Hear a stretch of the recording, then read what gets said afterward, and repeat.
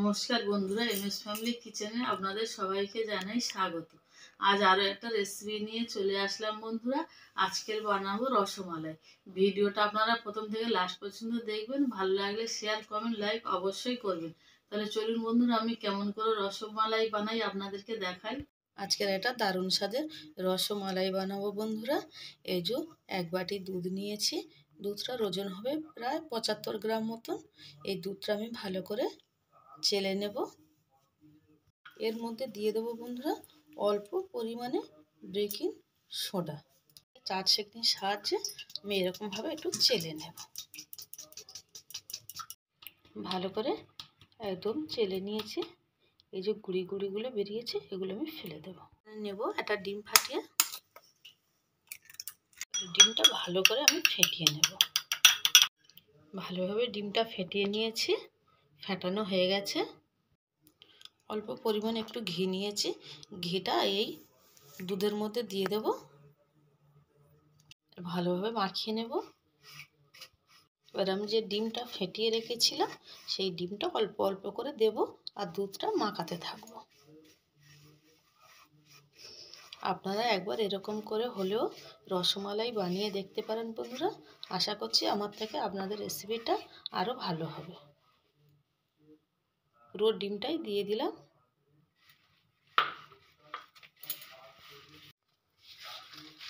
ভালোভাবে আমি মাখিয়ে নেব। আর বন্ধুরা, এই চ্যানেলে আরও মিষ্টি রেসিপির লিঙ্ক ডেসক্রিপশান বক্সে দেওয়া আছে। মাখানো হয়ে গেছে।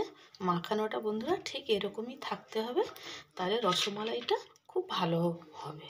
এবার এটা আমি 10 মিনিটের জন্য ঢাকা দিয়ে রাখবো। কড়াই বসিয়ে রেখেছি, কড়াইটা গরম হয়ে গেছে। এখানে আমি দিয়ে দেব চিনি। আমি চিনির পরিমাণটা বলে দিলাম, 150 গ্রাম চিনি দিলাম। চিনিটা আমি এরকম নাড়তে থাকবো। চিনির একটা যে কালার আছে সেই কালারটা আসা পর্যন্ত আমি চিনিটা এরকম নেড়ে চেড়েই যাব। চিনিটা সুন্দরভাবে গলে গেছে বন্ধুরা। এই দেখুন রসের পরিণত হয়ে গেছে। এটা কালার আসা পর্যন্ত আমি একটু ভালো করে নাড়াচাড়া করে নেব। সুন্দর একটা কালার আসতে শুরু হয়ে গেছে। আর কিছুক্ষণ এরকম নাড়তে চাড়তে থাকবো, আরও সুন্দর কালারটা আসবে। কালারটা একদম সুন্দর চলে এসছে। এর মধ্যে আমি দিয়ে দেব লিকুইড দুধ। এখানে আমি 1 লিটার দুধ ব্যবহার করেছি বন্ধুরা, লিকুইড দুধ। দেখুন কালারটা কত সুন্দর এসছে। এর মধ্যে আমি দিয়ে দেবো অল্প পরিমাণে এলাচের গুঁড়ো। এটা আপনারা দিতেও পারেন, নাও দিতে পারেন, এটা একটা অপশনাল। যেহেতু আমি রসমালাইটা ডিম দিয়ে বানাবো, অনেকে যদি গন্ধ লেগে থাকে তার জন্য এই এলাচের গুঁড়োটা দিতে পারেন। গ্যাসের ফ্লেমটা মিডিয়াম টু হাইয়ে রেখেছি। দুধটা ফোটার অপেক্ষা করব। ঢাকা দিয়ে রেখেছিলাম, 10 মিনিট হয়ে গেছে। ঢাকাটা খুলে নেব।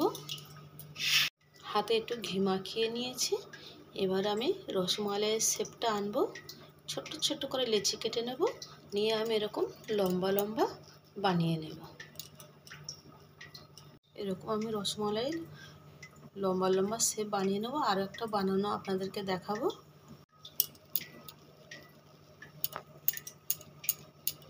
বানিয়ে নিলাম বন্ধুরা। এই রসমালাইটা খেতে কিন্তু ভীষণ টেস্টি হয়।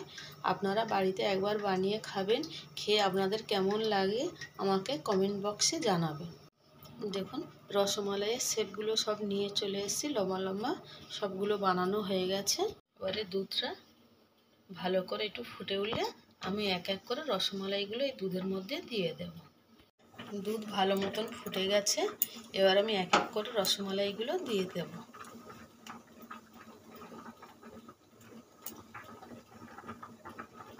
রাখতে হবে বন্ধুরা, গ্যাসের ফ্লেমটা কিন্তু মিডিয়ামে রাখতে হবে, হাই ফ্লেমে রাখলে হবে না।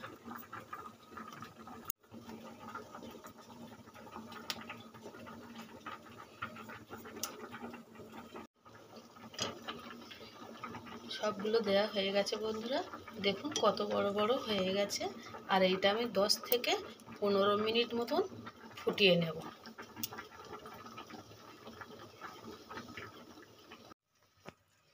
এই যে দেখুন বন্ধুরা, রসমালাইটা পুরো রেডি হয়ে গেছে।